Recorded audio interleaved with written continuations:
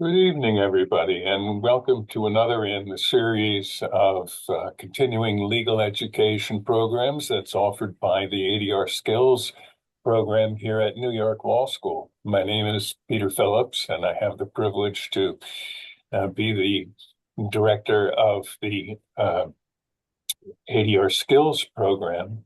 And one extremely welcome uh, side benefit of that gig is a chance either to meet or touch base with some of the terrific people in our field. There isn't anybody that's more terrific in my mind than our guest tonight, Tom Stipanowich. Tom and I met I think around 25 years ago. I was working at the CPR Institute, and Tom was teaching at the University of Kentucky, and he was schlepping up to New York to work with Peter Pascal on a lovely book about commercial arbitration. And a few months after that, events transpired so that Tom ended up being my boss when he was the president of CPR. I remember that really as one of the most gratifying times in my professional career, not only because of the work that we did together and the enjoyable method of working that we devised together, but because I got to know a man who really is very special, uh, not just in the accomplishments that he's given to the field at CPR and then at Pepperdine, but just because he's the kind of guy who graces your life. And rather than getting terribly smarmy, let me stop and introduce Tom. As usual, by the way, everybody is muted, and Tom's going to show a PowerPoint and share his thoughts on Abe Lincoln upon Abe's birthday. And I recommend that people throw questions or observations into the chat field. I will monitor them, and if we have the time, I'll make sure that Tom addresses them. Tom Stepanovich, thank you very, very, very much for joining us. Oh, and thank you, Peter. I can't tell you what a delight it is to spend a part of the evening with my dear friend, Peter Phillips. He's really remarkable. And I'd say similar things uh, about our relationship and about the way I think about him. Those were great days and a special connection. I see one more person in the group that harkens back my memory to that time, and that's Russ Bleemer, who is still the star publisher of Alternatives, which is I think the premier publication in our field of conflict resolution. And Russ continues to work as hard as always, and grateful that he's taking the time with us. Anyway, so nice to see all of you tonight. I hope I'll surprise you in one or two ways with some facts about our good friend Abraham Lincoln. I think we all relate in some way to Lincoln, but honestly, I'm afraid memory is beginning to falter, particularly in some of the younger generations. And so I've developed a new course called Lincoln Law and Leadership. And along the way, I'm also attempting to work on a book. I've not yet submitted it to a publisher, but well along on that, and just finished an article, which I'm also hoping to get published on Lincoln's out of court processes. And we're going to spend some time on that today. So I learned a lot along the way, and I hope to share a few of these things tonight.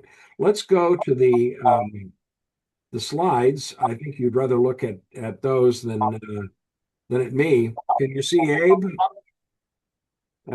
Peter, do we see Abe's face? Yeah, you're in good shape. Okay, good. Um, So this is called The Lincoln Way. Also the tentative title of the book that I've written. And it's really taking insights, lessons from Lincoln's life and career, and trying to apply them to the present day. And this is what we're doing in my class as well. So I've been giving them chapters, and then we talk about how it applies in our own lives. You know, Lincoln is the most written about American. This is a few of the more than 16,000 books written about Lincoln. This is why I decided to write a book. I thought, you know, a book about Lincoln, what a great idea. Why not? Everybody else has done it, so I'll take my shot. But Lincoln's life and career are as thoroughly documented as anyone outside our own time, and more than most of our own time. Today, there are all kinds of online archives where you can go and read nearly all of the stuff Lincoln's written, things that were written about Lincoln at the time. You can read the newspapers that he read, including the columns that he contributed to newspapers. If you want to know what Lincoln was doing on any particular day, you can look at the Lincoln Log. Great name, huh? So, you know, there are all kinds of resources, some of which are specific to his law practice. And of course, if we go online or you watch TV, Lincoln is still all around us. And I got to say, these days it drives me nuts because every month, at least two or three new books come out about Lincoln. And I don't have any more room on my shelves for more, and certainly not any more room in my brain. But I truly believe that at a time like this, we've never needed Lincoln more. And Lincoln isn't always an easy guy to understand. And I'm trying to do my best. And I'll try to share some thoughts I have. But the fact is that he is worth the effort. His example matters more than ever. We need people who focus on a moral foundation, who are thoughtful and deliberate and systematic about the way they approach problems. And that is Lincoln. You know, a few years ago, C-SPAN was doing almost yearly um, surveys of presidential historians. Lincoln would always lead all the other presidents, and in nearly every category. This is the overall numbers. But I could show you 10 or 12 different categories of leadership. And Lincoln was always one or maybe two or three, but mainly number one in every category. You know, the thing that fascinates me about Lincoln is how his whole life was about conflict. I guess you could say that about most of us, one way or the other, but Lincoln, as a lawyer, as a politician, he dealt in conflict. He was dealing in the management of conflict, and he was very, not only pragmatic, but very creative about the way he approached conflict. So our project is looking at Lincoln's life and the challenges he had there, law practice, politics, and of course, as commander in chief, as our president. One of the great things about Lincoln is that Lincoln evolved. He didn't stay in the same place or regress. He moved forward. He learned from his mistakes. He made mistakes. He sometimes did some things that, in retrospect, looked boneheaded, but he could adjust. He could learn. He could move forward. And this was certainly important by the time he became president. You know, today, most of us focus on that last 4 or 5 years of Lincoln's life, the presidency. But one of the things I've tried to do is to look at the whole life and actually look at the different pieces of it, deconstruct it, look not only at his personal life, but look at his careers. If you look at this breakdown, you see, first of all, a light blue bar, which is intermittent, which shows his political career, which began back in the 1830s and, of course, ran to 1865. Then you have his legal career, which was coterminous with that, running in parallel, and it was about 25 years long. So there are an awful lot of lessons that often got transferred from one role to the other. And there are a lot of themes, of course, that we can pick up on. We know that Lincoln came out of the wilderness, spent time in New Salem as a young bachelor, later moved to Springfield, where he entered into law practice, and eventually went to Congress and later went back to Washington as president. Lincoln is known for having rid the circuit. And back at the time when Lincoln was first in Illinois, it was a frontier, and you're dealing with circuit courts, which would only hold sessions every 6 months or so.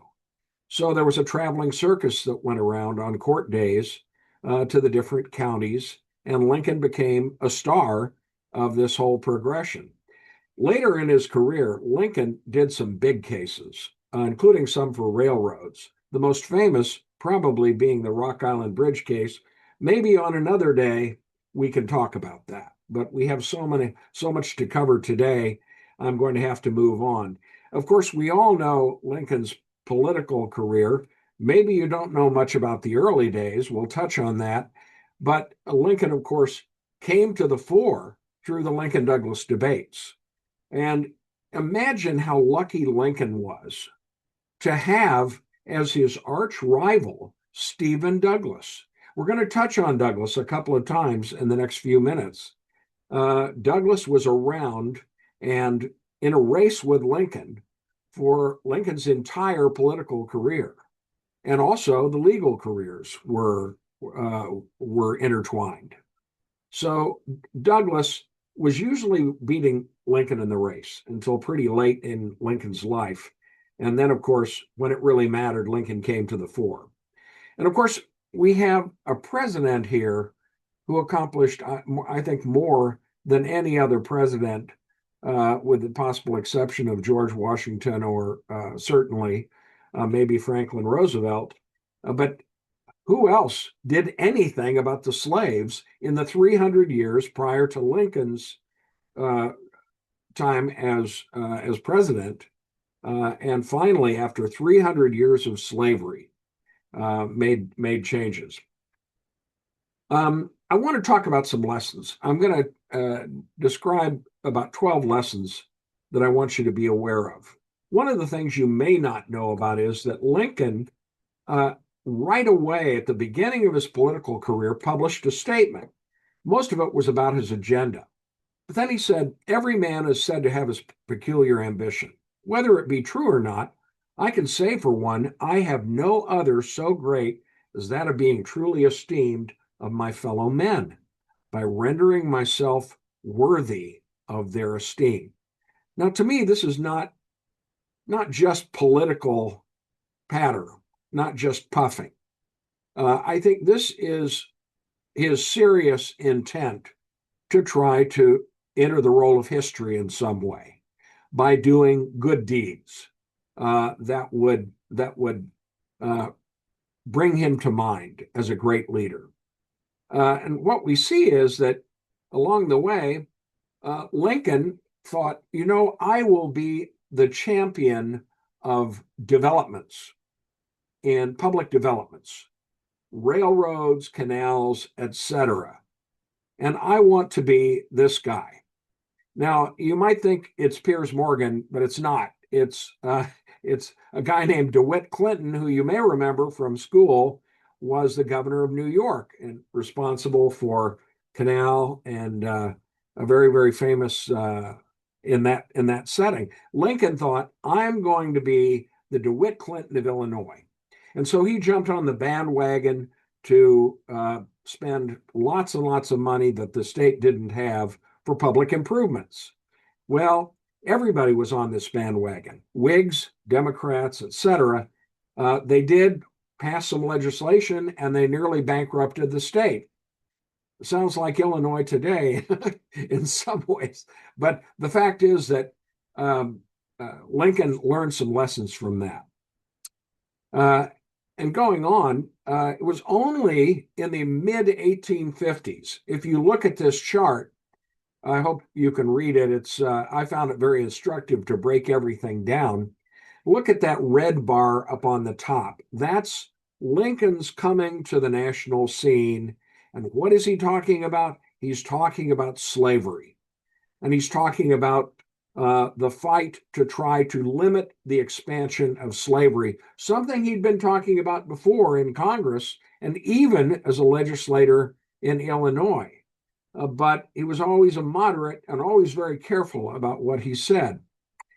But slavery was very much on his mind at this point. We'll talk about it later. Here's a picture of a slave auction in Lexington, Kentucky. Now, Lincoln would have been there and seen this because his wife, Mary Todd, came from Lexington and, in fact, grew up just down the street from Cheapside, where this was taken, and next to a slave jail. Lesson number 2, prepare yourself to deal with conflict by enhancing your strengths and managing your challenges. One of the things that I talk with my students about is what they bring to the table. We're always talking about being at the negotiating table or in a conflict situation with someone. And the question is, well, what's going on the other side of the table?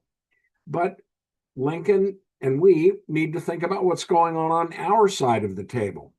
In Lincoln's case, as a young man, we know he had tremendous intelligence and analytical mind, great reader. We all think about his wit and humor, likability.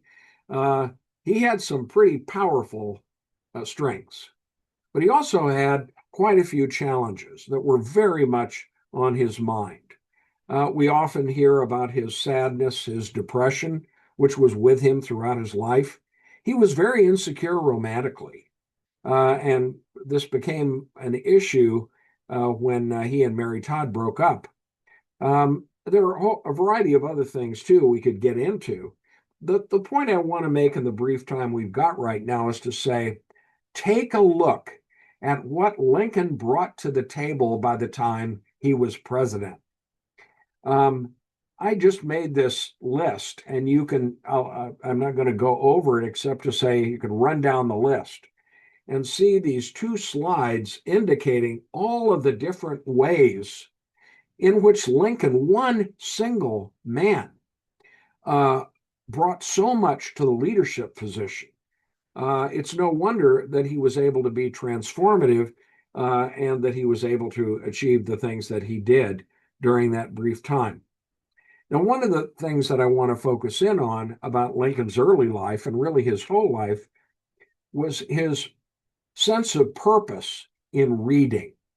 Very early on, Lincoln read with tremendous focus.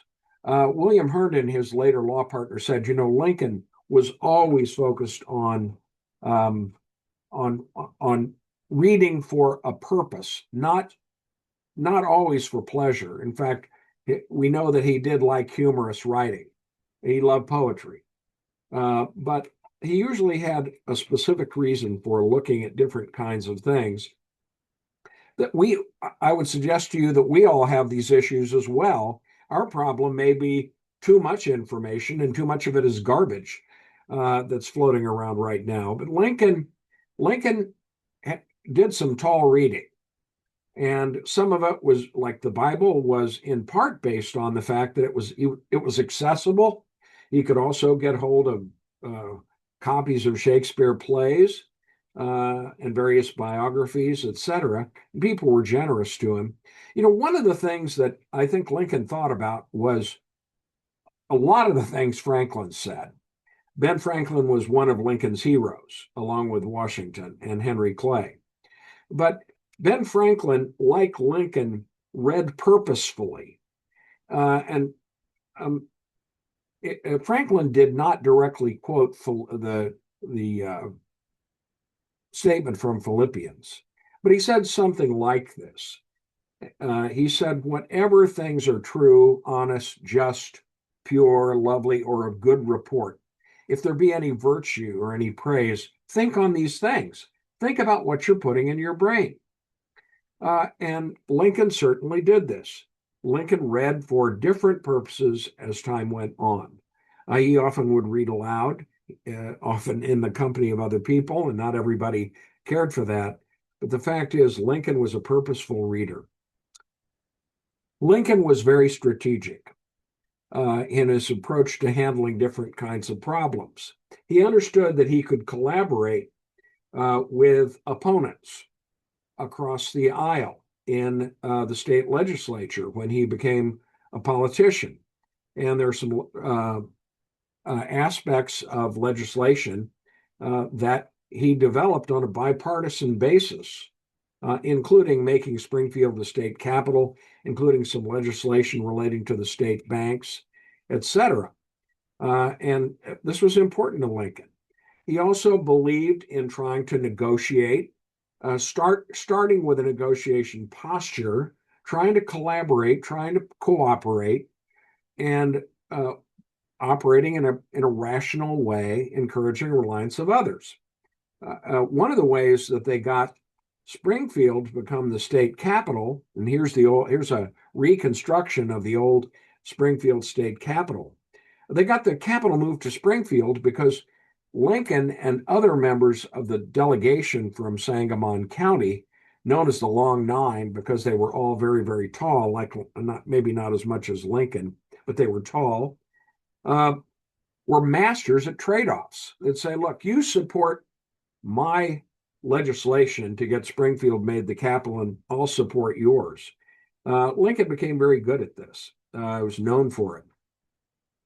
Lincoln, of course, was a lawyer who at various times was very focused on law practice, in between the focuses on politics or alongside it. And one of the most interesting things I've discovered along the way was Lincoln's notes for a law lecture, where he was sharing messages with other lawyers. And he said, discourage litigation. Now remember, this is a trial and appellate lawyer, and he was very good at both. And he did a lot of it. But he said, discourage litigation. Persuade your neighbors to compromise whenever you can. Point out to them how the nominal winner is often a real loser in fees, expenses, and waste of time. As a peacemaker, the lawyer has a superior opportunity of being a good man. There'll still be business enough. Lincoln believed that. Lincoln practiced what he preached. He also said, do not stir up litigation. That is the worst thing you can do. Let me read you some quotes from correspondence with clients. Unless payment is soon made, we shall commence suits, though this course we shall regret, for the other side are honest and honorable men, but they're hard-pressed. He's saying, I know them. They're fair men. They're honorable men. Why don't you give them a little bit of a break here?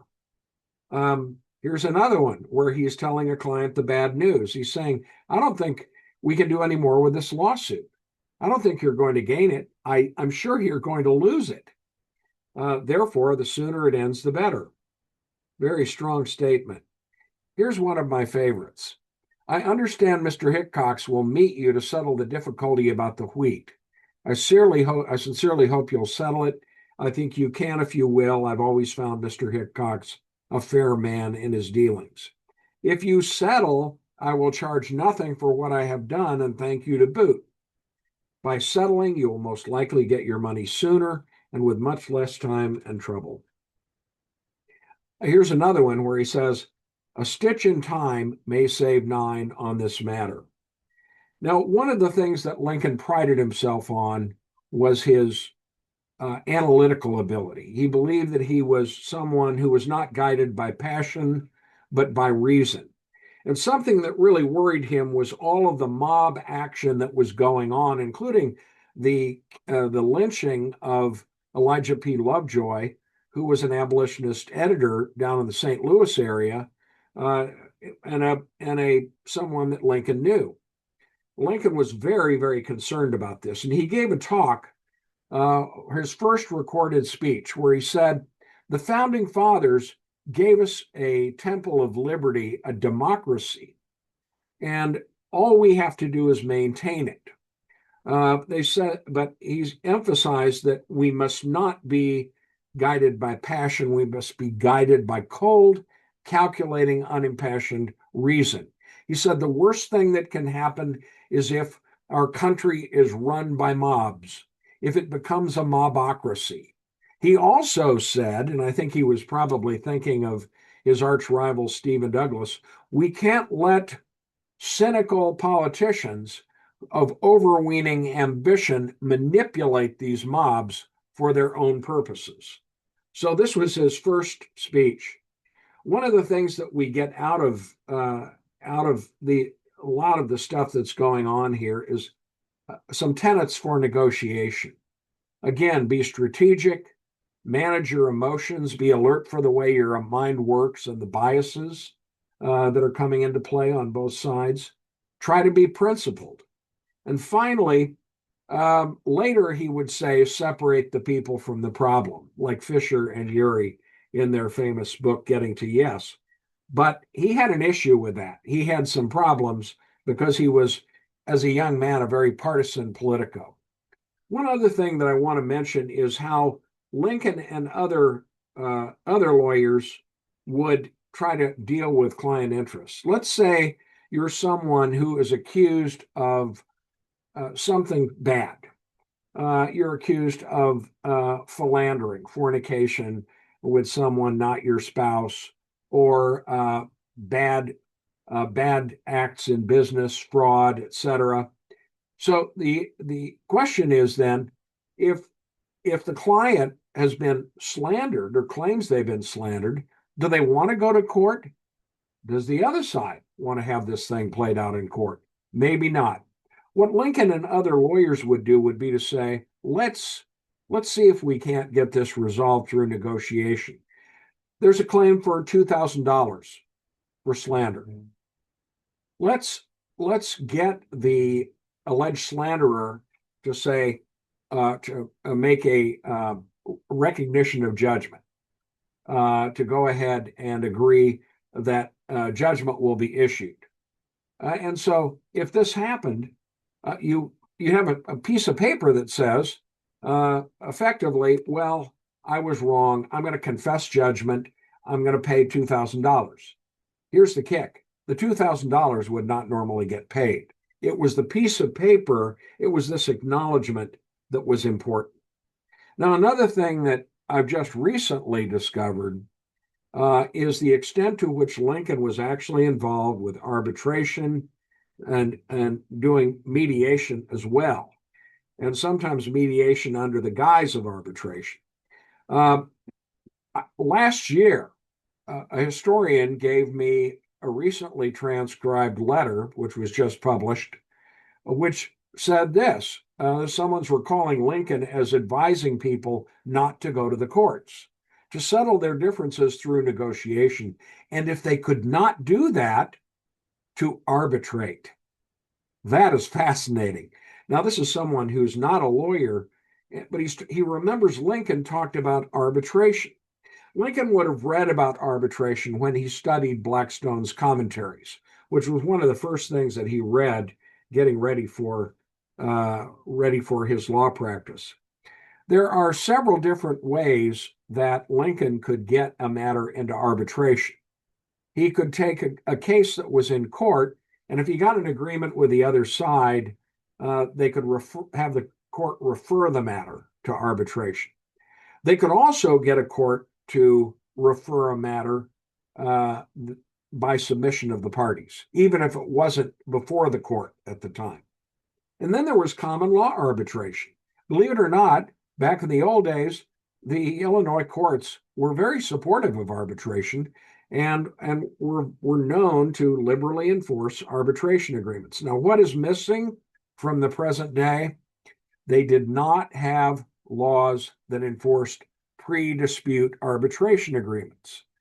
And let me suggest that might be problematic in some ways, but it might also be fairer in other ways. So the fact is, Lincoln was using arbitration a good deal.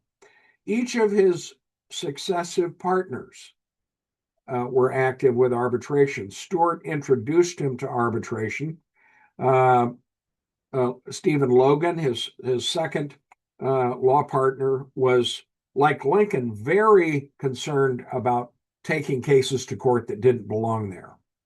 And they were of a similar mind with respect to arbitration. William Herndon followed suit as well, no pun intended.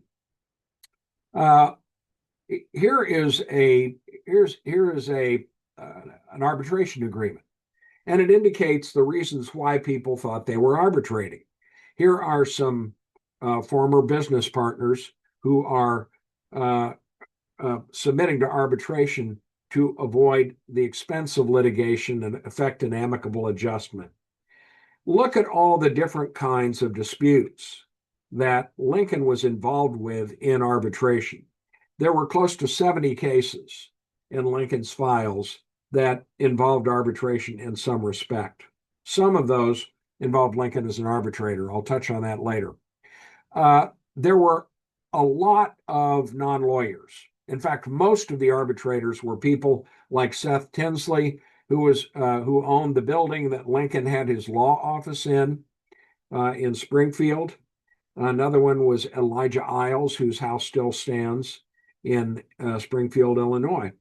Here, on the contrary, is an agreement Lincoln drew up, and this is actually a summary of what happened as well at the arbitration, part of a motion that Lincoln was submitting. And here, the parties were saying it's a legal dispute and we want a lawyer to be the arbitrator. Now, one interesting thing is for you who arbitrate, back then, the statutes prescribed how much money would be paid. And it was either $1 or $2 a day. In fact, there was a $2 fee in the 1819 statute. Believe it or not, it was reduced to $1 in the 1827 statute. It was more of a giving back than a profession. Of course, as always, you've got corporations that are sort of leading the way toward more expensive or more involved proceedings. I don't mean to say that this wasn't without reason by any means, but there was a case involving a unit price contract involving a railroad, and there they had some experienced arbitrators who were paid $50 each. So that stood out among the cases I looked at. Another thing is Lincoln going to court to either enforce an arbitration award or challenge it. Here we have a couple of cases where Lincoln is approaching the court. One was successful, one was unsuccessful in trying to set aside an award. He had a couple of others where he successfully set awards aside. I just want to mention one where it turned out they found out that the claimant was indebted to two of the three arbitrators that got appointed. So they had an interest in trying to help the claimant win so that they could get their own debts paid off. There's another case involving a mill, and these tended to be very complicated cases because it's dealing about calculating the flow of water, etc. Here's a case where the Illinois Supreme Court said, we're not going to enforce this award because we can't figure it out. We don't know what the arbitrators intended. Now, the most interesting cases are ones where Lincoln is stretching the envelope as an arbitrator. He did a very straightforward case involving a boundary line. And I think he was chosen because he not only had a legal background, but he was a surveyor. Lincoln dealt with a case involving a political hot potato, the building of the state capitol. Turned out that there were a number of commissioners, three of them who were appointed. Two of them were friends of Lincoln, including his good friend, Dr. Anson Henry, and William Herndon, who later became his law partner. They were both Whigs. There was another commissioner who was a Democrat named Archibald Job. Job felt these other gentlemen had taken control of the project, were excluding him, and were squandering state money. So he wrote a report to the state government. They ended up taking over the construction project, and who was Secretary of State at the time? None other than Stephen Douglas and another guy, the state auditor named James Shields. Job writes his wife and says, oh boy, they're going to get it now. The state is stepping in and investigating this.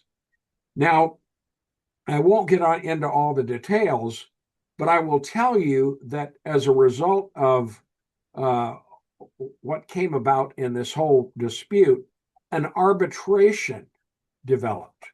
Lincoln was an arbitrator. A Democrat who was a judge named Norman Purple was another arbitrator, and they had a chair named Jankowitz, who I've never been able to find out any more about. But the fact is that they ended up resolving the dispute. This was something that could have easily led to violence, as it had in previous years.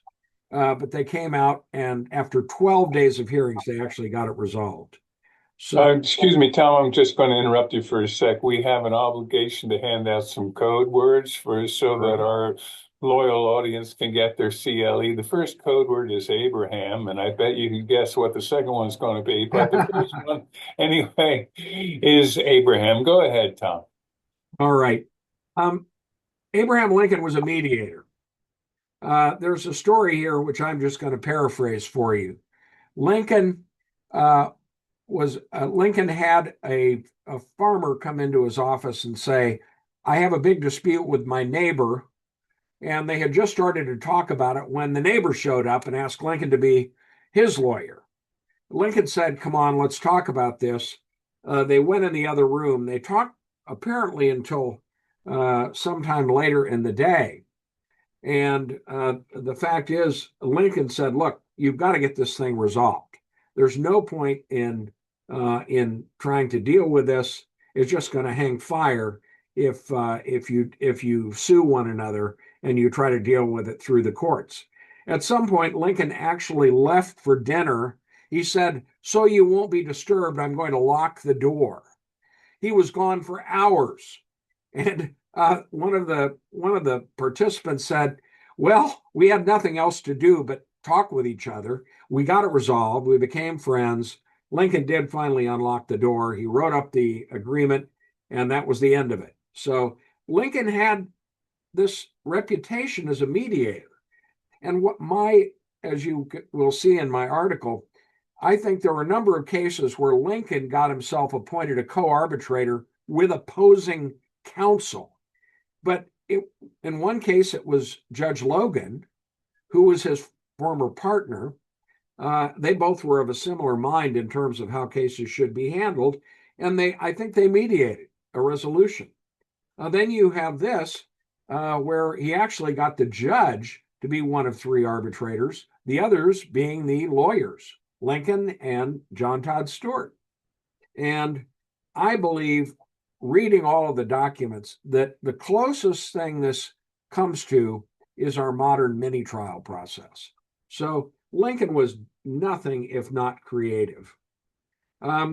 Lincoln, we all know Lincoln was excellent at playing to his audience. This is why he was great. He said, "A drop of honey catches more flies than a gallon of gall." And I'm not going to take time with Cialdini today, but simply to note that in Lincoln's trial practice, he was notorious for how he could manipulate the whole situation and get in a posture where the jury really enjoyed him and liked him.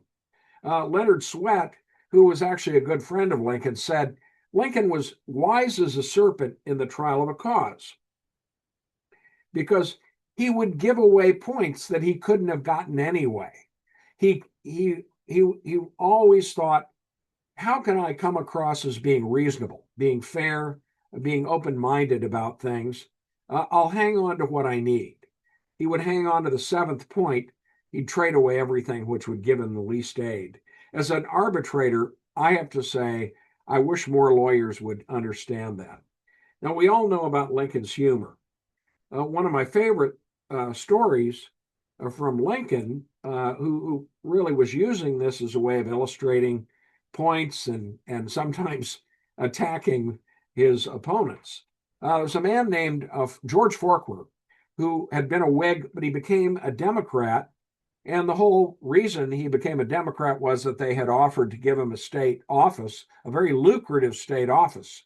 Well, with this money, he built a big house, and he had a very beautiful lightning rod on the top of the house, which people commented on.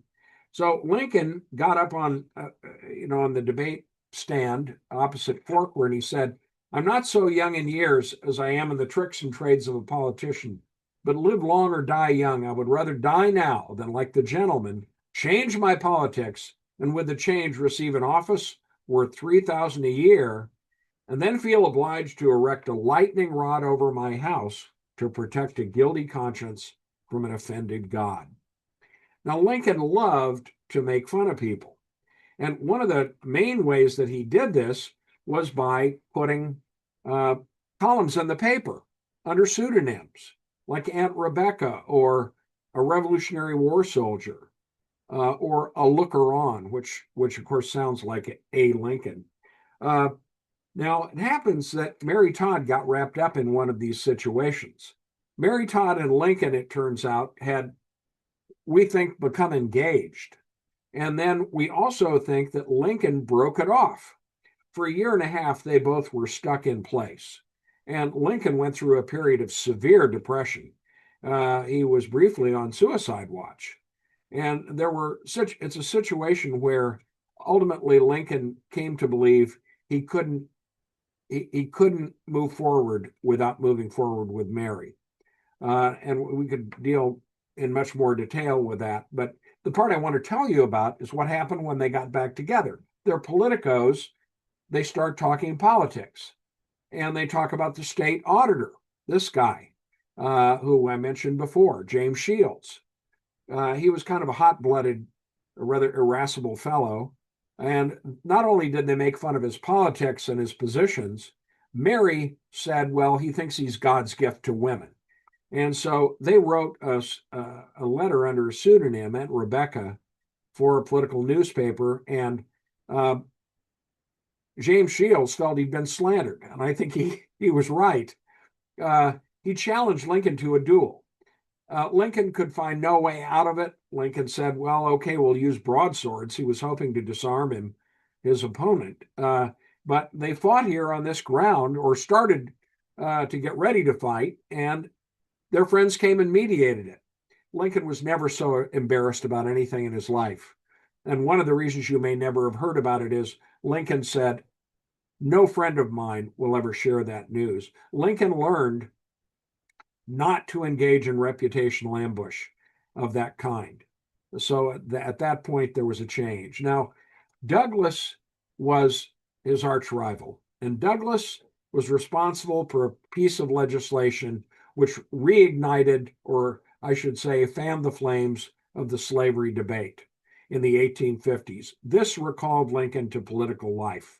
Lincoln's House Divided speech, which is just filled with famous quotes, including "A house divided against itself cannot stand." He's saying, we can't endure this whole crisis half slave and half free.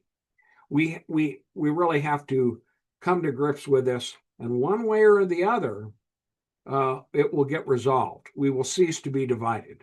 We're either going to be all slavery or all non-slavery. Then you have quotes from Stephen Douglas like this: I believe this government was made on the white basis. I believe it was made by white men for the benefit of white men and their posterity forever.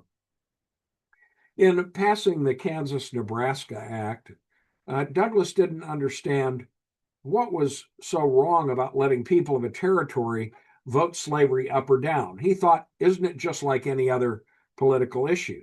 Lincoln understood, no, it is unique.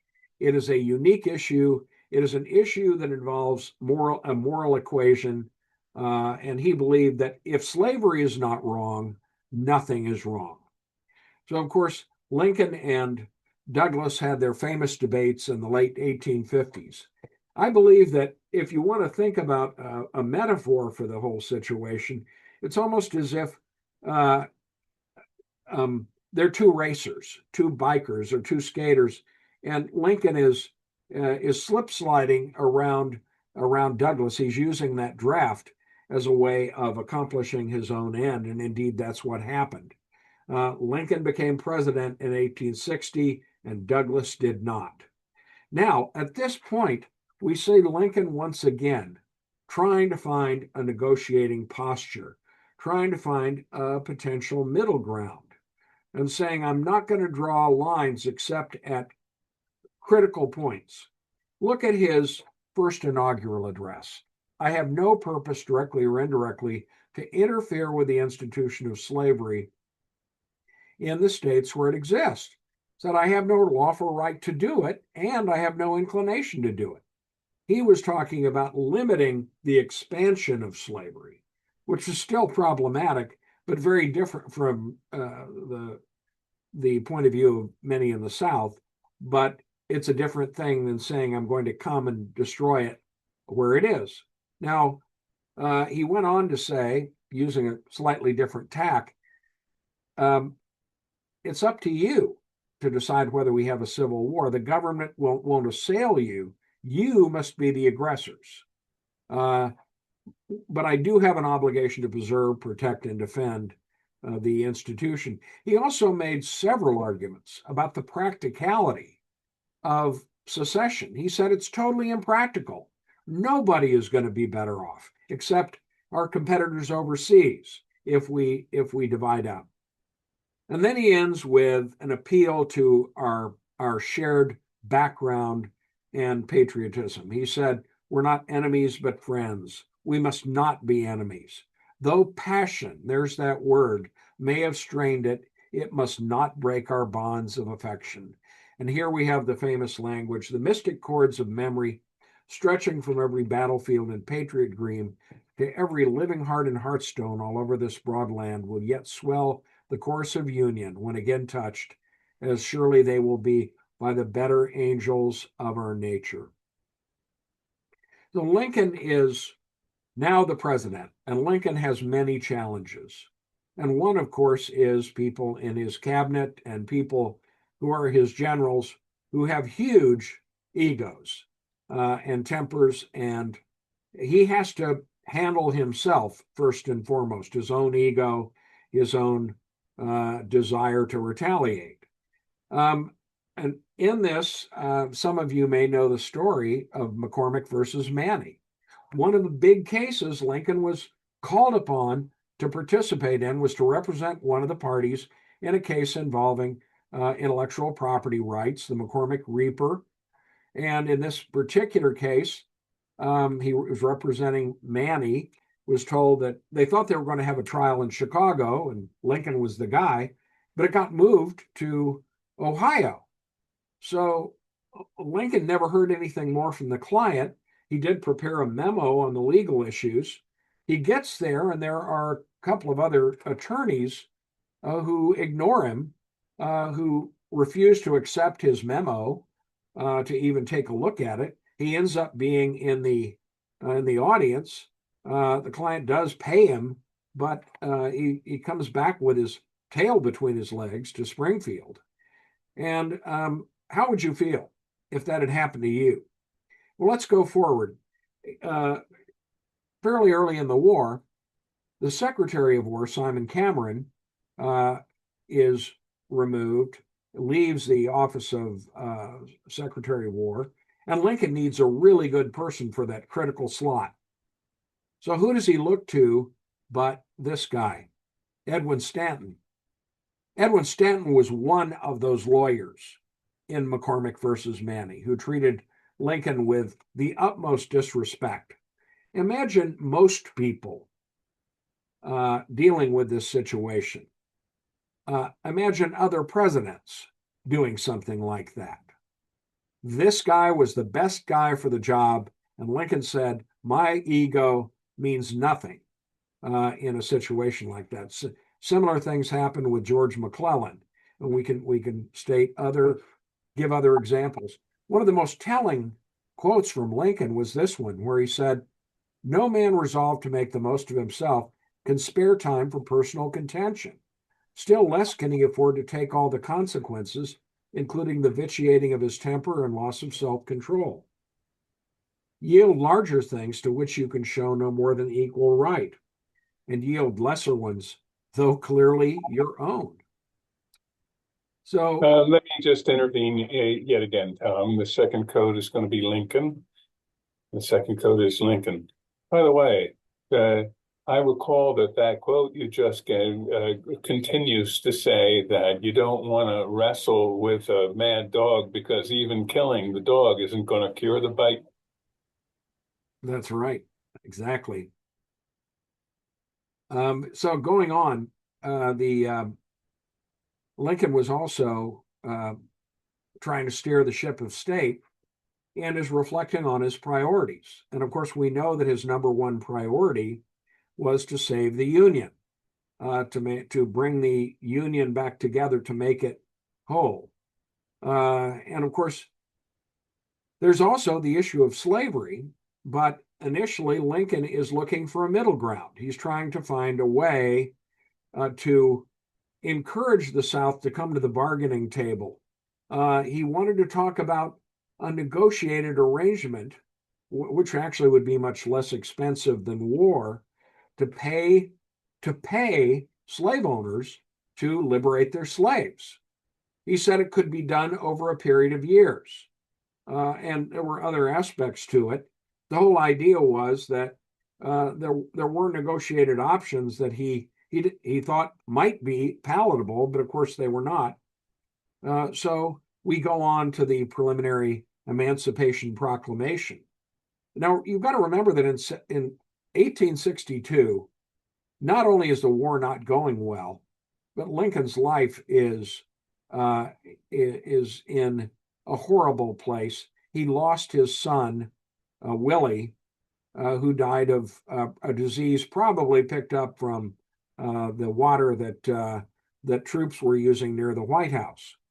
And Mary Todd was inconsolable. She was never quite the same as a result of that experience. Meanwhile, Lincoln is dealing with the most difficult decision of his presidency, which is what to do about the slavery question. And of course, there were a variety of reasons to do what he did. We could talk about the impact on the relative positions of the parties, etc. He thought, to use a familiar term, he thought he could improve the BATNA of the Union and create an absolutely abysmal alternative to a negotiated resolution for the South. And along the way, he was saying, look, we're going to emancipate people in the areas of rebellion. We will not emancipate slaves in other parts of the country, like border states where there are slaves, because this is a war measure. And so he's hoping that there'll be a carrot and a stick, that they'll come to the bargaining table. But of course, once again, they did not. And the final resolution was published on January 1, 1863. And this also led to the arming of many Black Americans, upwards of 200,000 soldiers and sailors. The Emancipation Proclamation changed the character of the war and also led to changes in Abraham Lincoln.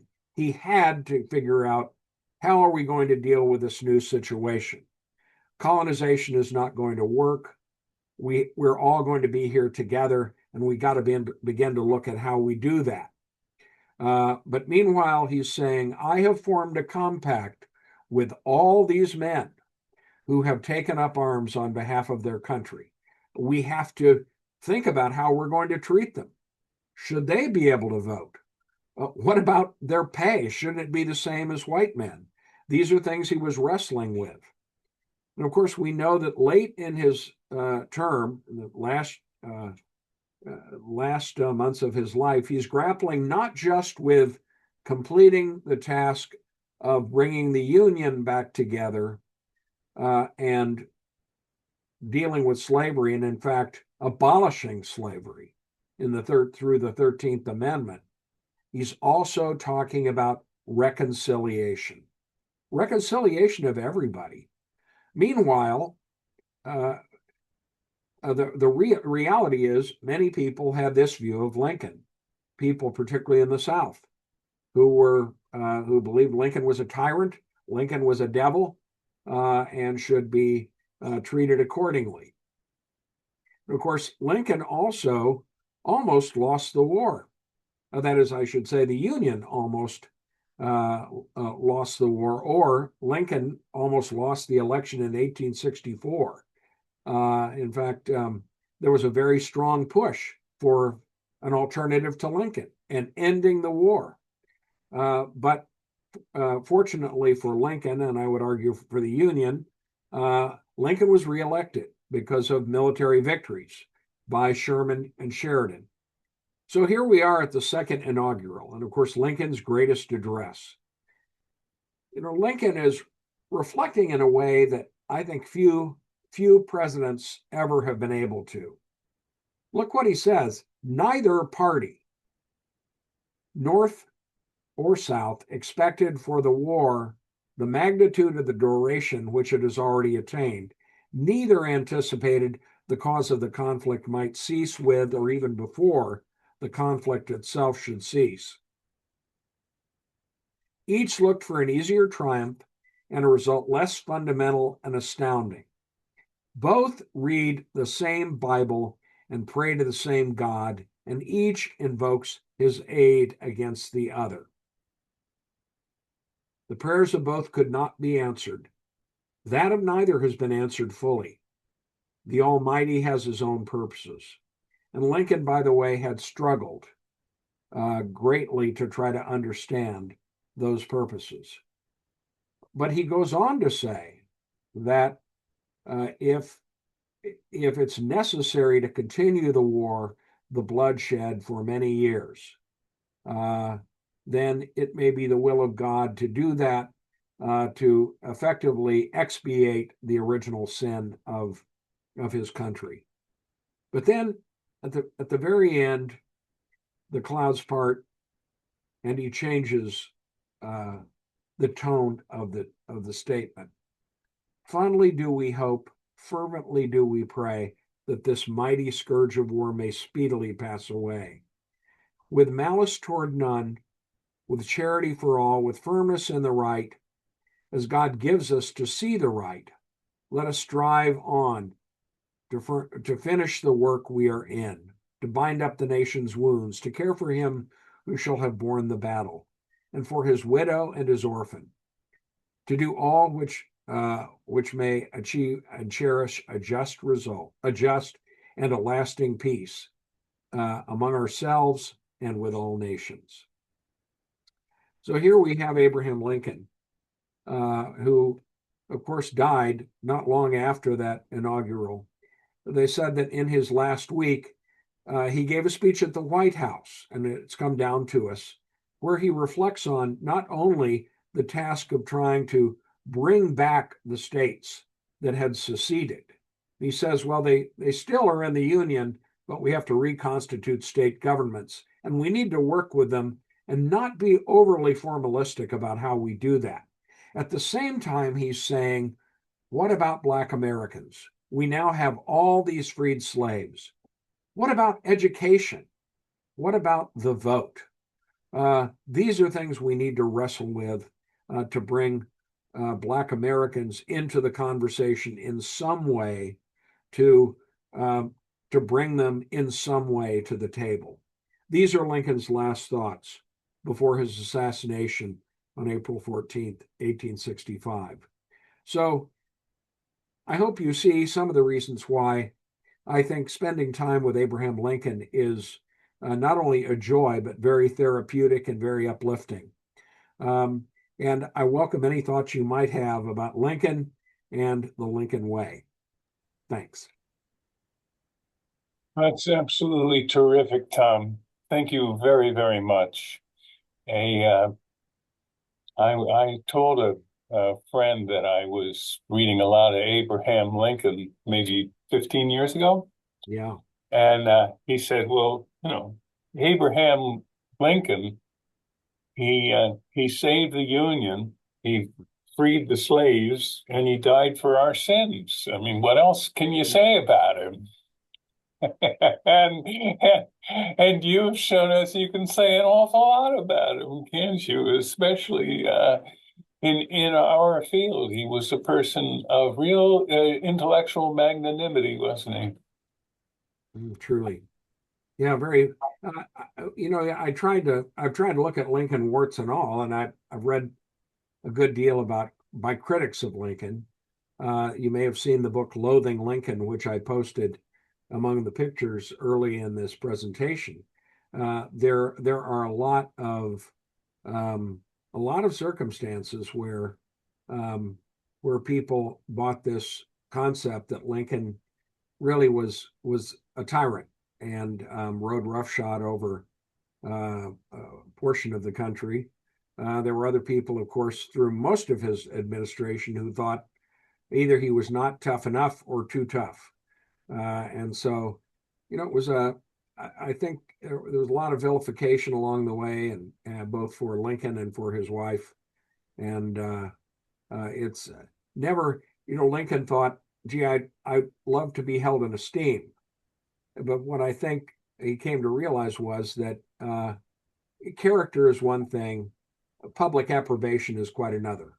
And that it's the you're never going to be a complete winner, even in the Right, best of circumstances, if you're right. relying on public approval. There's a member of our attendees here who has an interesting question about the connection between Civil War and Revolution. Mhm. She asks, well, do you know whether Lincoln had a view with respect to whether the Revolutionary War of the colonies against Britain morally was analogous to the revolution that the South uh, waged against the North? Well, if is that a question for me, Peter? I Yeah, assume. yeah, yeah, yeah, Okay. Yeah, I certainly Lincoln, that what's interesting is in that Lyceum address, the first published speech he did, he was talking about the founding fathers. And throughout the speech, you have to realize this guy is so ambitious. I think he was bemoaning the fact he couldn't be a founding father.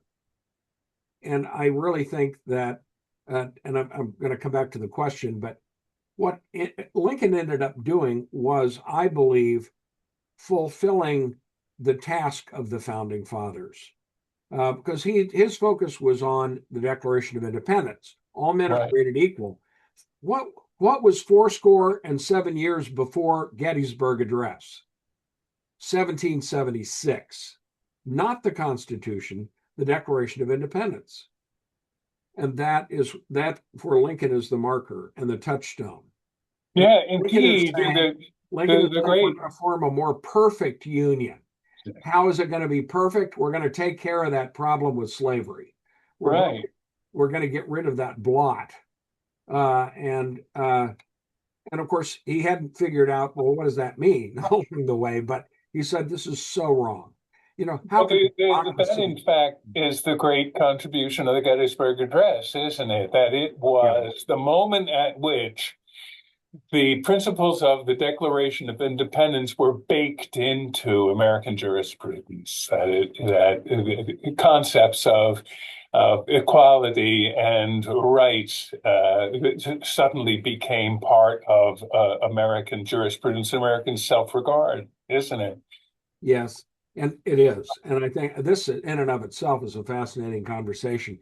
I do think certainly Lincoln probably was, in terms of thinking about the revolution and what happened, I think he would realize it had earmarks of a civil war. I think, frankly, if for us today, if you watch Ken Burns' recent wonderful documentary on the revolution, I think he points up how it had characteristics of civil war. It wasn't. It could be termed that way, revolution against the government, but at the same time, it was you had Americans fighting Americans, and you had Tories and Whigs then as well. So, um, And here's another question that's provocative, Tom. Robert Douglas asks, in hindsight and in light of all of your research, are you able to identify anything Lincoln could have done better? I for one have wondered about his toleration of McClellan in the first few years. Why did he put up with that? Yeah. Was there a way, for instance, he might have been more assertive? Well, Lincoln, I think Lincoln was very deliberate. Lincoln did not do anything out of uh, purely out of anger. It was always calculated, whatever he did. But that doesn't mean he always made great decisions looking back in retrospect. Um, I one thing that Lincoln might have done, he remained. There are arguments against it, but one thing he might have done would have been to be more forthcoming. Um, at some point, maybe if not during the electoral cycle, after the election, and trying to somehow get the word out uh, more effectively than just in the first inaugural. That because I don't know how many Southerners actually read that. I don't know how many Southern papers published the whole thing. But one could argue he might have tried to do something more. Of course, he was not in power yet. He had no official position other than as the the elected candidate. But he of course during the campaign itself, he said almost nothing. He said my positions are well known, and it did no campaigning because people normally didn't. Stephen Douglas was the only one who did. I think there are individual issues you can look at. One sense I had, and it's not one single decision, but I think Lincoln probably was too optimistic about people in the South being eager to return to the Union. I think he took the example of West Virginia, which happened early in the war, where the people in the mountains in Western Virginia voted to stay in the Union, and they split the state. And so he kept thinking, oh, we're going to have more West Virginias. But there was never an opportunity to have something the equivalent of that. Right. If I thought longer, I'd probably come up with some other things. Maybe others have ideas about that. No, that one is very perceptive, Tom. That really is a tantalizing idea. When I was a kid, I grew up in Central Virginia, Mm-hmm. and I was taught that all of the Confederate statues that were in towns, smallish towns, were all of soldiers that faced north. Mm-hmm. All of the I've tested that since, when I take road trips around the South, you stop at smallish Murfreesboro or someplace like that, and the Confederate statue is facing north because the North invaded. That the Southern perception persisted that they were fine, that they were simply going to succeed, but it was it was Lincoln who waged war on them. Uh-huh. Uh, of tough nut to crack if what you're trying to do is bring the Union back again. Well, and I think I will say there's no question that as commander in chief, he would bear the brunt of attitudes about what the Union was doing, in addition to anything he himself did. And of course, his decisions were the ones that really counted, usually. The fact is that um, I think Lincoln was able to unite the Union public around the idea of war because of what happened with Fort Sumter. And I think he took advantage of that moment and realized push was going to come to shove. There was going to be a war at that point, and so went ahead they brought in, what was it, 75,000 troops, or I'm saying they instituted this call for militias from the states, and so and then Yeah. it's proceeded from there. So there are a lot of interesting questions. One thing had hoped to do for my class was to actually try to do pretend like we're having a peace conference uh, on the eve of war, like they really did, and see and have people experience that and all the different perspectives, and both North and South.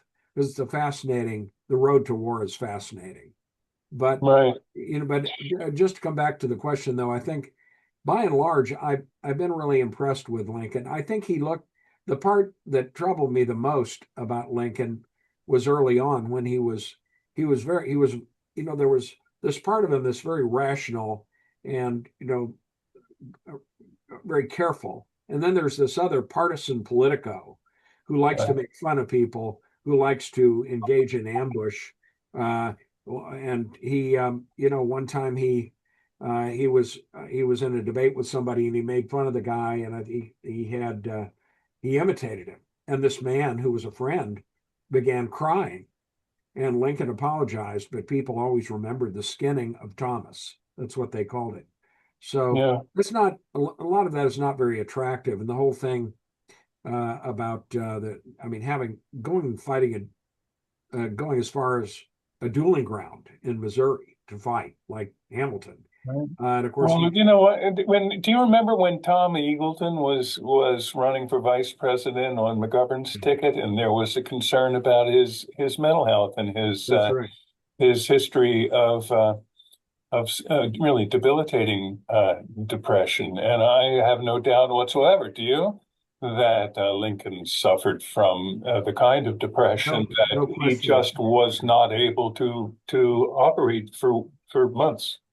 This was a lifelong experience, and we and in the class that I teach, I've actually been able to get into a lot of detail that I can't, and I have them read different things, including what Lincoln wrote and what other people wrote. And next week we're going to watch segments from the Lincoln Douglas debates, which were on C-SPAN a few years ago.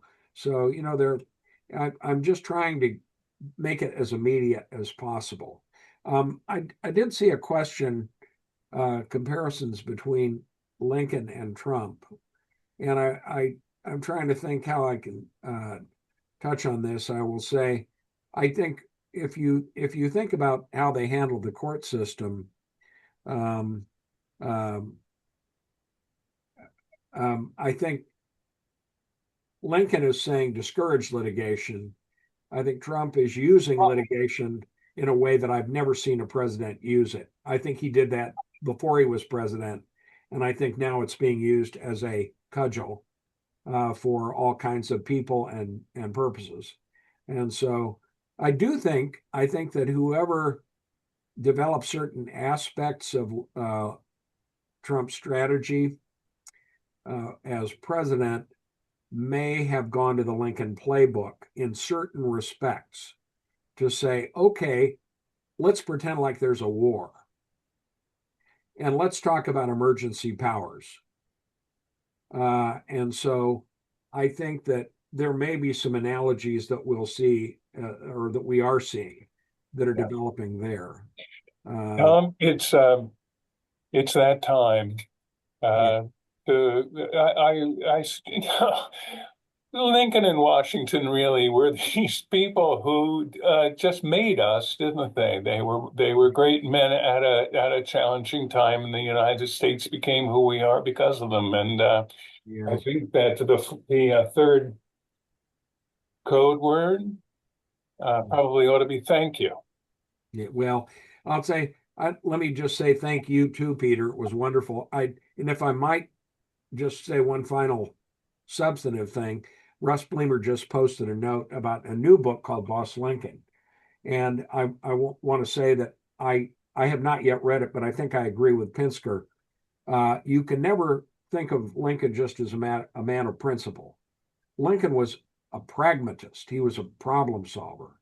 So these two things always go hand in hand, and principle and pragmatism. And Lincoln was also creative. So the fact is, I think he was just masterful in so many different ways. It blows me away. But anyway, I want to thank everybody for sticking around. I want to thank my dear friend, Peter Phillips, who I wrote something a while back and I said he's remarkable. He really is a remarkable person. And I thank you all so much, and God bless us, everyone. Thank you, Tom. I'll see everybody for our program next month. Thank you very much for joining us.